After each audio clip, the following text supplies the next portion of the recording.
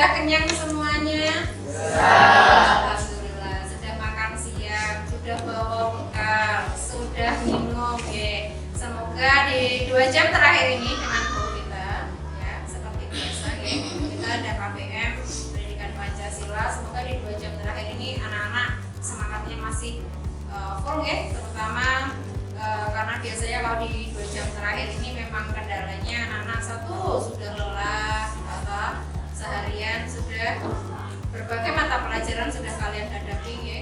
Lalu kendala lagi sudah ngantuk jam terakhir, lalu kekenyangan Nah, jadi semoga anak-anak di 2 jam terakhir ini masih memiliki semangat yang luar biasa untuk mengikuti dan mengakhiri kegiatan belajar mengajar dengan kita.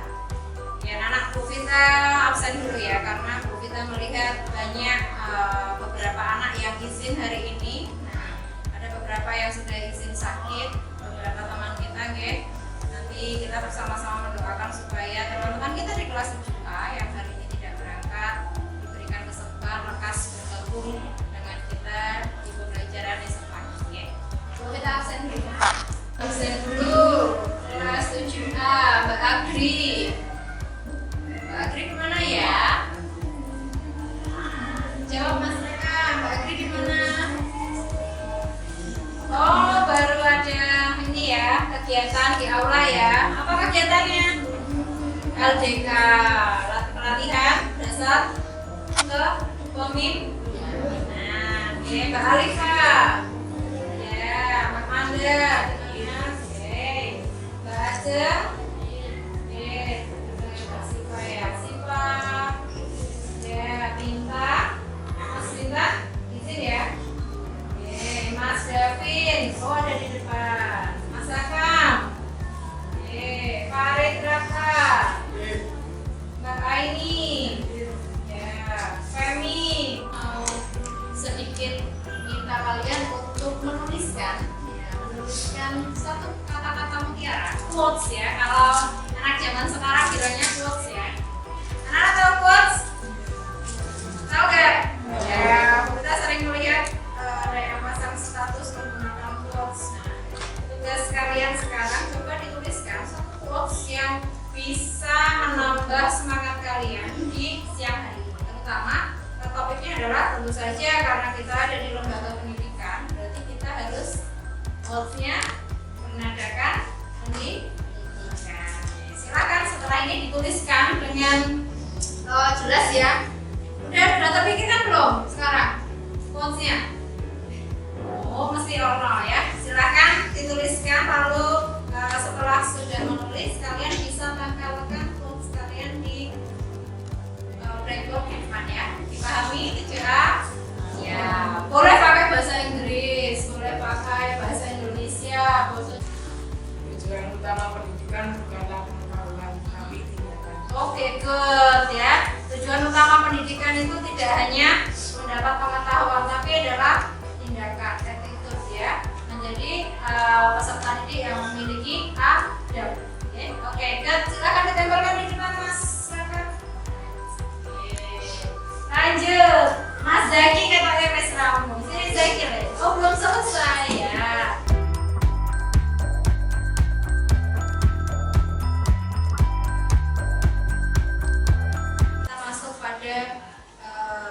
CP yang terbaru atau CP yang baru, yaitu bagaimana menerapkan norma dalam kehidupan sehari-hari.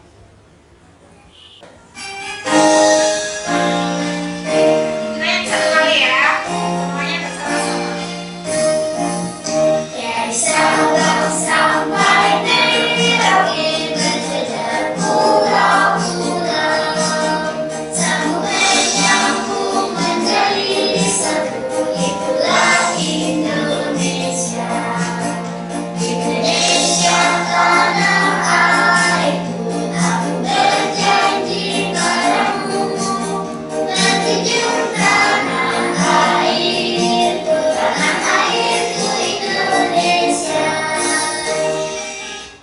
Anak-anak, ada yang tahu kenapa kok Bu Vita menaruh lagu dari Sabang sampai Merauke untuk kegiatan pembelajaran kita siang hari ini? Ada yang bisa memberikan pendapat kenapa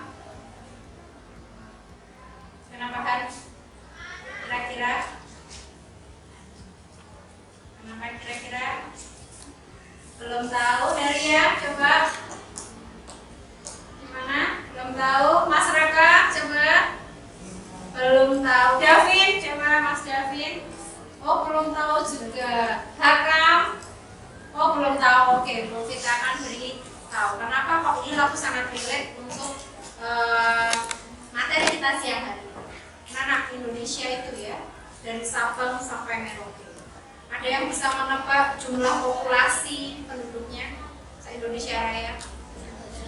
Berapa ratus juta ya?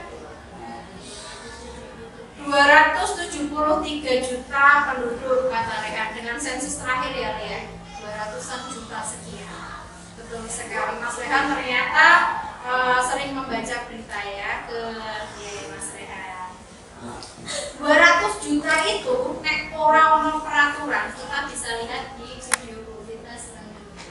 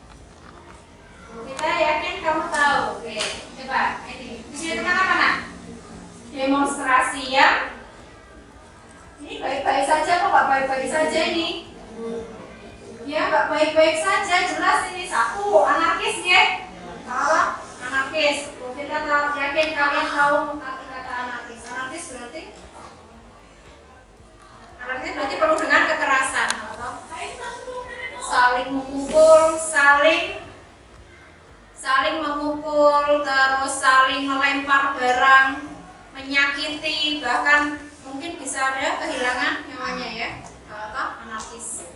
Itu hanya 60-an orang. Kita bayangkan kalau 200 juta orang ya, itu nggak ono aturannya, udah ada aturan loh. Nah kalau mau demonstrasi ada aturannya nak, harus minta izin. Kamu mau demonstrasi di mana? Oh di depan pasar. Pasarnya pasar mana? Oh pasar Cegongan. Ya berarti harus minta izin dulu ke dinas ya, dinas yang terkait. Minta izin dulu ke Polsek Mati. Ini ada 30 pedagang yang mau demonstrasi. Ada alurnya, bahkan untuk menyuarakan pendapat. Demonstrasi kan berarti menyuarakan pendapat ya, di muka umum supaya didengar oleh masyarakat, oleh negara, oleh pejabat yang berwenang. Demonstrasi jadi intinya itu ya. Tapi harus ada yang namanya aturannya. Sabu pada hakikatnya adalah obat yang digunakan untuk merawat pasien dengan penyakit ADHD atau hyperaktif dan narkolepsi. Namun, sabu kadang disalahgunakan. Bentuk sabu yang biasa digunakan oleh pecandu adalah berbentuk serbuk putih. Serbuk putih ini merupakan bentuk halus dari kristal meth. Serbuk tidak berbau, pahit, dan mudah lain. Sabu bekerja dengan meningkatkan dopamin di otak. Dopamin yang meningkat tajam dan melebihi kadar dopamin yang secara natural diproduksi di otak membuat penggunanya merasakan bahagia. Akhirnya, penggunanya berpotensi untuk menggunakan sabu terus-menerus, bahkan meningkatkan dosisnya. Efek jangka pendek yang mungkin muncul adalah seperti meningkatkan aktivitas fisik, menurunkan nafsu makan, nafas menjadi cepat, detak jantung tidak beraturan, meningkatkan tekanan darah dan suhu tubuh.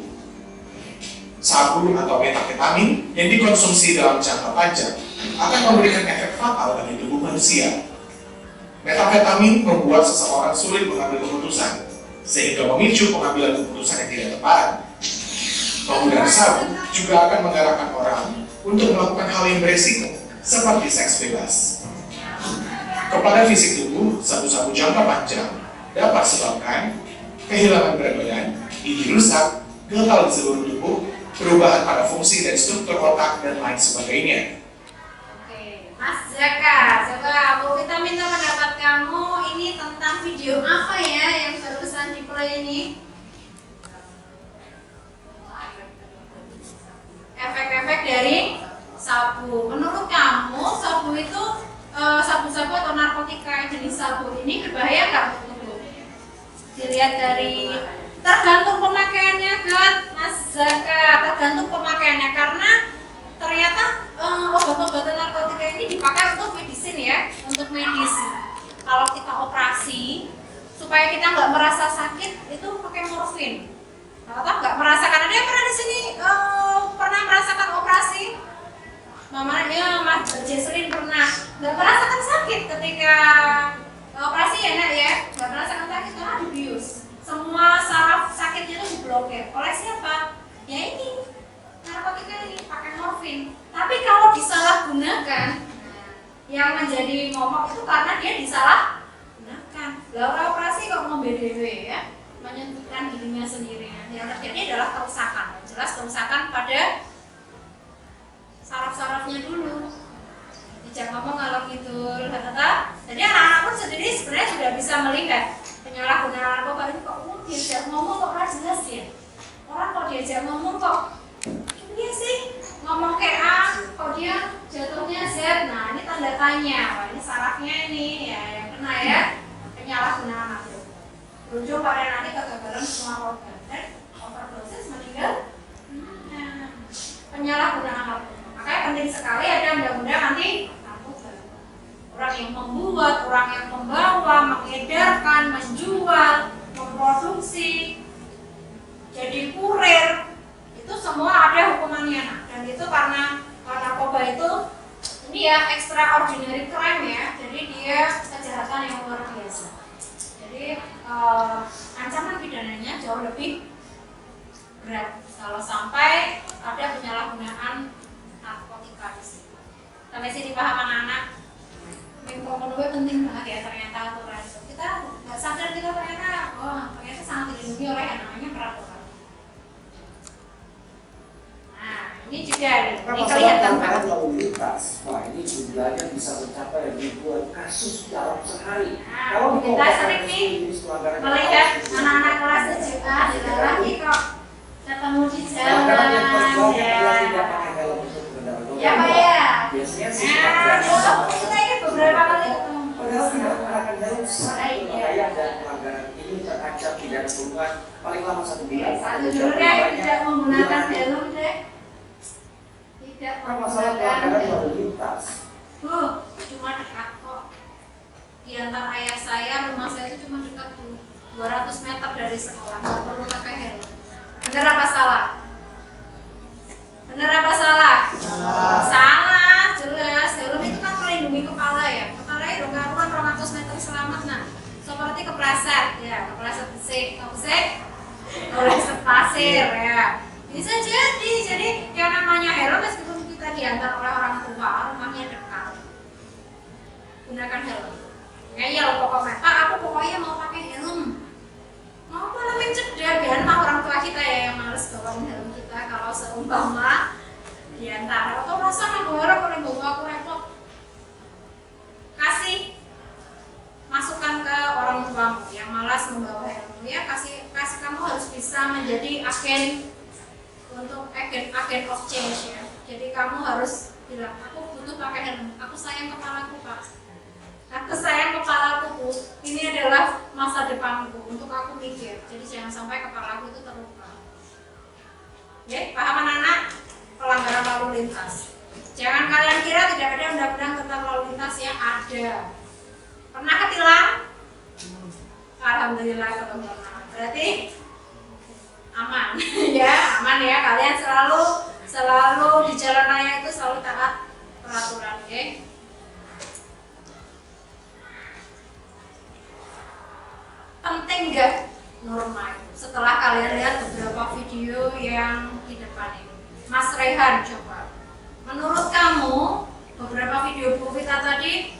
bisa menyimpulkan. Penting ora Le? Oh sangat penting ya. Kenapa kok penting sekali Mas Rehat? Kalau tidak ada norma, orang bisa berlaku sebebasnya. Berlaku semaunya sendiri ya. Ya, Berlaku semaunya sendiri kebablasan. Lalu menyebabkan apa Le? Apa? Kericuhan, ya ada kericuhan. Terus ada konflik, orang bertengkar. Itu kalau nggak ada norma, yang terjadi adalah itu. Bagus sekali Mas ya. Kita akan sedikit ya. Kita cepat aja. Gambar apa ini kelihatan nggak? Ini adalah gambar orang hutan. Yang boleh tidak taat peraturan adalah satwa-satwa yang ada di hutan. Karena mereka tidak ada peraturan, bebas. Yang kuat yang memaksa, yang lemah yang dimangsa. Kalau masyarakat, jelas pasti butuh seperangkat norma atau peraturan. Terutama kalau di kita ya adalah peraturan yang hidup di Indonesia. Ada beberapa norma toh. Yang paling efektif adalah norma hukum. Masyarakat membutuhkan peraturan. Kalau nggak ada peraturan ya terjadi konflik kepentingan curang. Bahkan ojol aja ya, ojek online butuh peraturan. Orang udah sikut-sikutan di jalan. Nah, karena ada beberapa ojek online merek ini. Nah, harus ada regulasi diatur. Sesama ojek online podo-podo Gojek ya, sama-sama Gojek aja kamu aturan yang jelas. Jadi kamu habis nganter oh iya berarti kamu harus leren dulu, harus istirahat dulu, biar gantian yang lainnya, anggota yang lainnya yang dapat peraturan. Sangat penting sekali ya peraturan. Saudara kan dulu itu bertengkar ya. Ini mungkin yang anak-anaknya cuma satu, orang tuanya cuma satu nggak merasakan ini ya. Tapi kalau anaknya 2, 3, mungkin ke depan ada yang namanya konflik saudara, rebutan apa? Konflik antar tetangga. Wah ini banyak ini ya, banyak kita temui ya. Tadi yang seperti Mas Rehan bilang, apa yang terjadi kalau tidak ada peraturan? Disintegrasi, konflik kepentingan. Disintegrasi tahu artinya? Hakam, coba Mas Hakam, ujung. Artinya disintegrasi apa? Tahu nggak? Oh belum tahu. Oke itu kita beritahu. Disintegrasi itu berarti perpecahan ya. Dis itu tidak, integrasi itu bersatu. Jadi kalau disintegrasi tidak bersatu. Ada beberapa norma. Coba Vita tanya ke Mas Guntur. Sebutkan satu norma Le. Agama good. Ada norma agama. Agama yang diakui di Indonesia ada berapa Mas Guntur? Oh good. Ada 6. Norma yang kedua Mbak Ajeng. Coba. Norma hukum good. Yang sanksinya paling tegas, paling mengikat, dia paling efektif untuk mengatur tingkah laku manusia ya. Kalau melanggar dapat apa nak? Kalau melanggar norma hukum, sanksi sanksinya apa? Coba. Orang kalau melanggar hukum, menganiaya orang gitu, melanggar norma hukum dapat sanksi apa?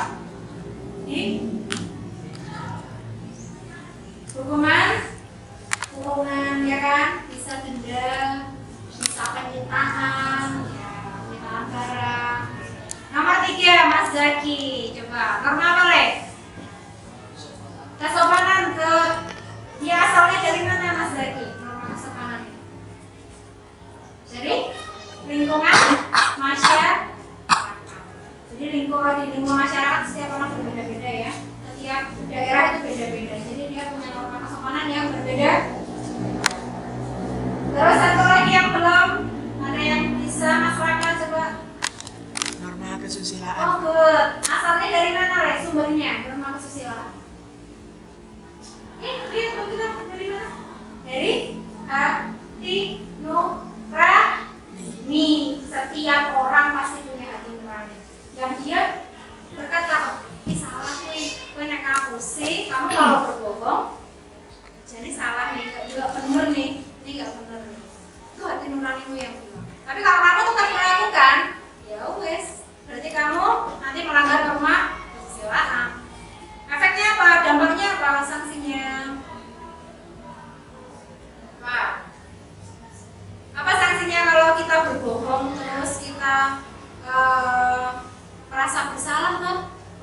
ngapusin kuku ya. Yes, aku gak enak banget belajar rasanya ini. Karena itu sebenarnya kamu sedang diukur oleh norma kesusilaan. Ada kemarin 8 kelompok ya. Mbak Esen tadi masih di kelompoknya ini ya. Silakan berkelompok, duduknya boleh berhadapan-hadapan. Yuk cepat. Kemarin kita sudah bermusyawarah untuk penentuan kelompok ya. Yuk cepat. Sudah, ini sudah satu kelompok belum? Nah, yuk 1 menit untuk berpindah. Silakan bawa alat tulis dan boleh taruh proses. Ya, oke. 3. Ya, kalau kita berarti sudah satu kelompok, oke? Oke. Ada mana Pak? Anak-anak, LKPD yang sudah ada di tangan kalian, itu silakan dikerjakan. Kalian cermati alurnya, itu di situ ada alurnya ya. Ada alurnya. Yang kalian kerjakan ya adalah tabel pertama dulu, identitas dulu. Identitas lalu tabel itu. Kalau kalian bekerja sama, diskusi, musyawarah, bisa yakin pengerjaan LKPD ini akan yang cepat ya. Terus setelah itu, anak-anak membuat produk sesuai yang kalian inginkan ya. Sesuai yang kalian inginkan. Ada yang membuat poster, Canva, lalu satu lagi adalah membuat mini video menggunakan aplikasi TikTok yang nantinya akan kalian masukkan atau kalian unggah karya kalian ke Google Classroom ya. Sudah masuk Google Classroom-nya semua toh? Di Pendidikan Pancasila menggunakan akun belajar ID ya. Ya, silakan dicermati LKPD lalu dikerjakan. Untuk pengerjaannya ini bisa sampai 2 kali kita pertemuan ya. 2 kali pertemuan. Silahkan dimulai dikerjakan. Untuk mendapat poster, siapa aja? Coba Kacung yang dapat poster untuk bergambar. Mas Hafif.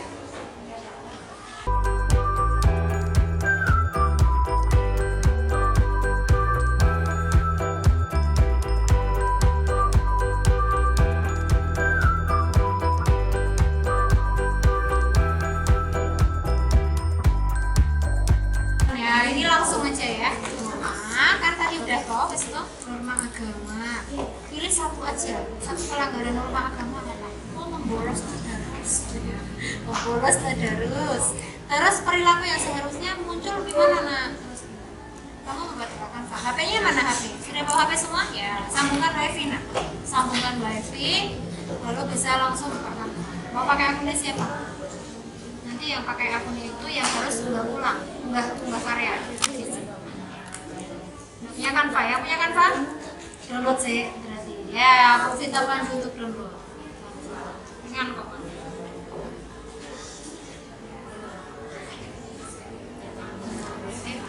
Ini kan tulis agama, nama agama tadi kita sudah apa aja? Apa pelanggaran norma agama? Iya. Ini dipotong-potong. Anak-anak LKPD boleh di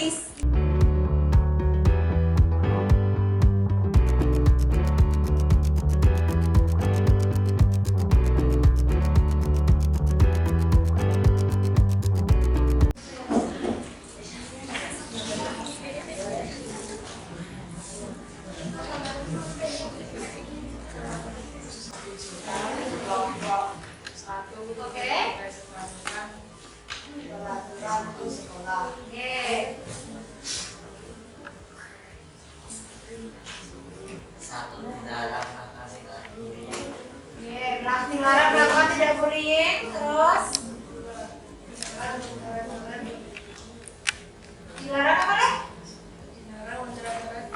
Dilarang mencoret-coret fasilitas sekolah. Nama lainnya apa ya? Vandalisme. Oke, nomor 3 itu.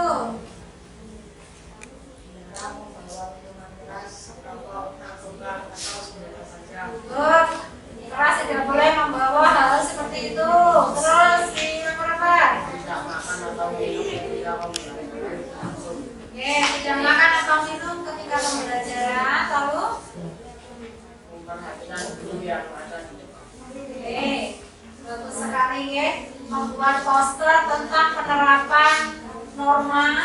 Kalau ini berarti norma hukum ya Mas ya, norma hukum yang ada di lingkungan sekolah. Oke, aplaus untuk kelompok 1 teman-teman.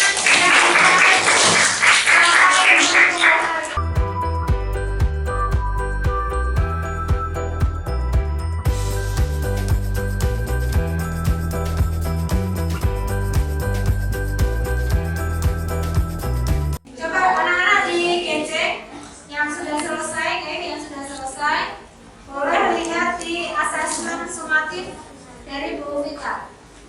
Sudah ada, coba Mas Daka dan Mas Raka coba dicek di GC-nya Bu Vita ada, sudah ada belum asesmennya?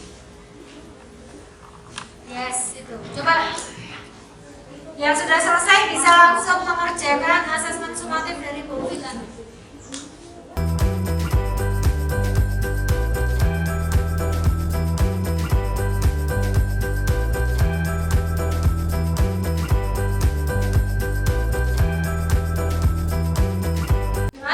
Proses ya, Bu Vita nanti akan membagikan instrumen refleksi ya. Anak-anak cuma tinggal bunderi wae, melingkari emoticon yang ada di refleksinya Bu Vita. Jadi setiap anak nanti mengisi ya, refleksi kira-kira emot apa yang kalian rasakan. Tahu emot kok? Ya, emot apa yang kalian rasakan dengan pertanyaan yang Bu.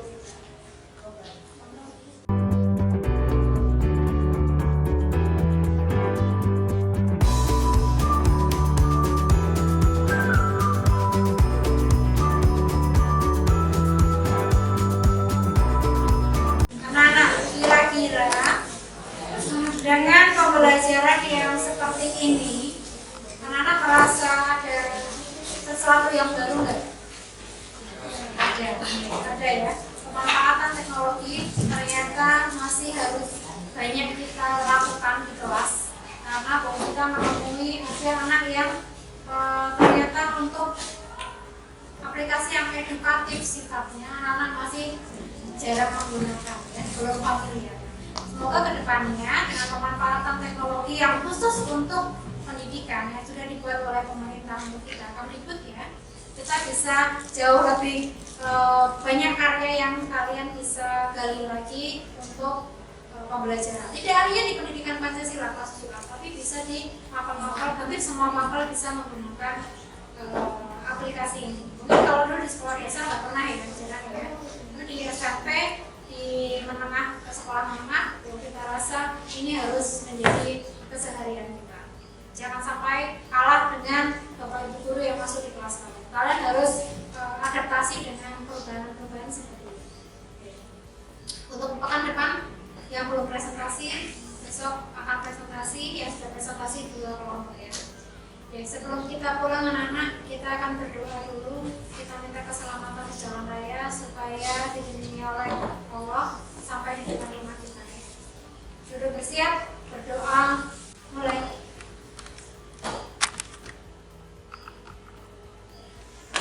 Cukup? Ya. Terima kasih kelas 7A atas kerjasamanya pada siang hari ini. Kita ketemu lagi pekan depan dengan Bu Vita. Wassalamualaikum warahmatullahi wabarakatuh.